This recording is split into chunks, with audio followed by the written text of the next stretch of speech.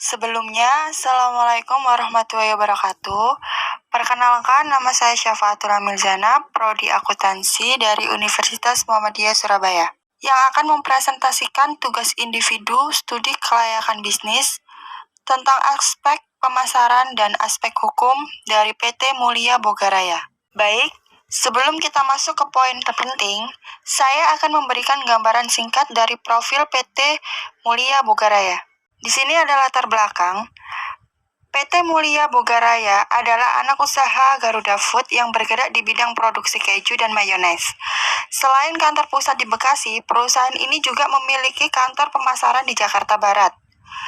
PT Mulia Bogaraya merupakan perusahaan yang memiliki komitmen tinggi dalam memasarkan produk-produk bernutrisi dengan kualitas terbaik untuk masyarakat Indonesia.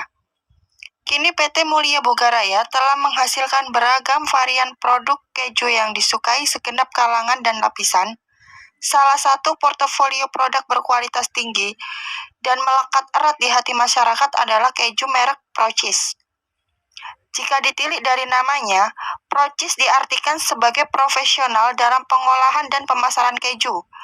PT Mulia Bogaraya juga menjadi penghasil produk keju dengan nama merek yang dipasarkan oleh PT Fonterra Indonesia. Dan seperti yang kita tahu, bahwa PT Mulia Bogaraya berdiri pada tanggal 25 Agustus 2006 dengan kegiatan usaha utama sebagai distributor makanan dan dairy mulai produksi tahun 2008. Setelah beberapa tahun kini keju Procis sudah mulai dikenal di masyarakat Indonesia. Selanjutnya ada visi dan misi dari PT Mulia Bogaraya. Visinya adalah pemasok, importir, eksportir, dan produsen pilihan produk makanan segar dan berkualitas tinggi di Indonesia. Sedangkan misinya adalah menawarkan layanan tanpa kompromi untuk memenuhi dan melampaui harapan mitra kami dalam kualitas dan pengiriman untuk pertumbuhan yang saling menguntungkan. Yang kedua, menginspirasi petani lokal, produser dan menjadi platform mereka untuk ekspor. Dan yang terakhir, berkomitmen dalam pertumbuhan dan peningkatan berkelanjutan yang bermanfaat bagi semua pemangku kepentingan. Tak lupa, terdapat struktur organisasi perusahaan seperti yang kita lihat sebagai berikut. Dan di sini masuk ke poin pertama, tentang aspek pemasaran pada PT Mulia Bogaraya. Terdapat segmentasi pasar. Saat ini produk keju sudah tersedia di berbagai platform e-commerce seperti Tokopedia, Blibli, Shopee Mall, Bukalapak, dan lain sebagainya. Hingga akhir Desember 2021, keju tercatat menjadi mampu meraup laba bersih sebesar 144 miliar. Jumlah ini naik 19,5% dibandingkan periode yang sama tahun sebelumnya senilai 121 miliar. Untuk mendukung rencana ekspansi perusahaan ke depan, keju juga melakukan kolaborasi dengan Cloud Chicken pertama di Indonesia, yaitu Yummy Chicken, dengan meluncurkan brand F&B pertama mereka, yaitu keju. Perkembangan pangsa pasar Procis dalam 3 tahun terakhir membuat keju optimis melihat adanya peluang pertumbuhan yang sangat besar ke depannya.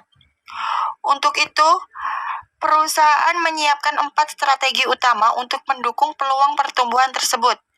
Yang pertama, perkuat inti baik dari sisi produk maupun proses produksi. Yang kedua, melakukan ekspansi di jalur distribusi dan juga pemasaran, serta memiliki peluang dari channel-channel penjualan terbaru. Yang ketiga, kami akan mendorong segmen produk kami yang mempunyai pertumbuhan tinggi. Yang keempat, kami akan konsisten setiap tahun meluncurkan produk-produk baru yang inovatif. Juga di sini ada namanya posisi pasar. Berdasarkan data Nielsen per kuartal pertama 2020, proyeksi pertumbuhan dan profil segmentasi produk keju dapat mencapai CAGR sehingga 9,9% atau setara dengan 4,71 triliun. Hal itu mendasari optimisme perseroan untuk mencatatkan kinerja yang lebih baik ke depan di Indonesia.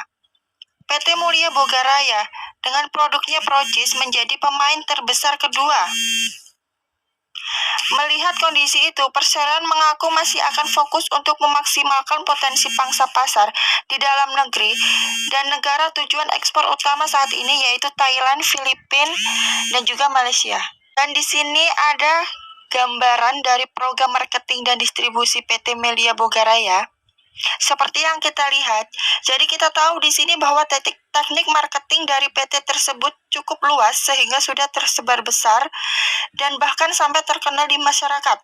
Dan bahkan di sini kita tahu bahwa perusahaan tersebut memiliki pembagian untuk jalur distribusinya, guna memudahkan masyarakat dalam membeli produk tersebut.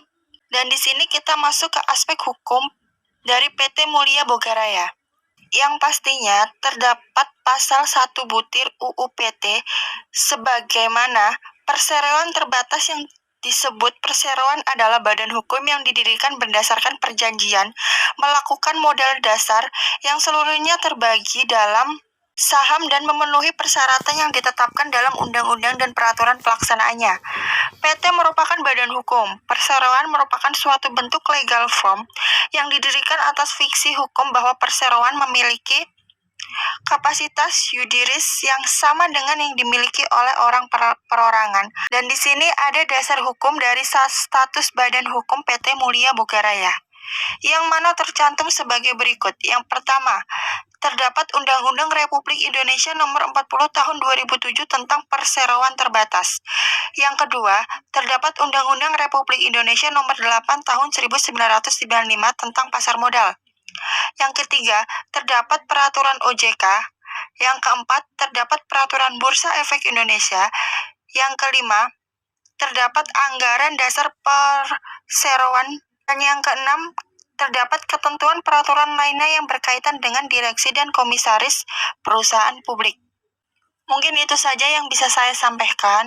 Kurang lebihnya saya mohon maaf. Saya akhiri. Sekian dulu dari saya. Wassalamualaikum warahmatullahi wabarakatuh.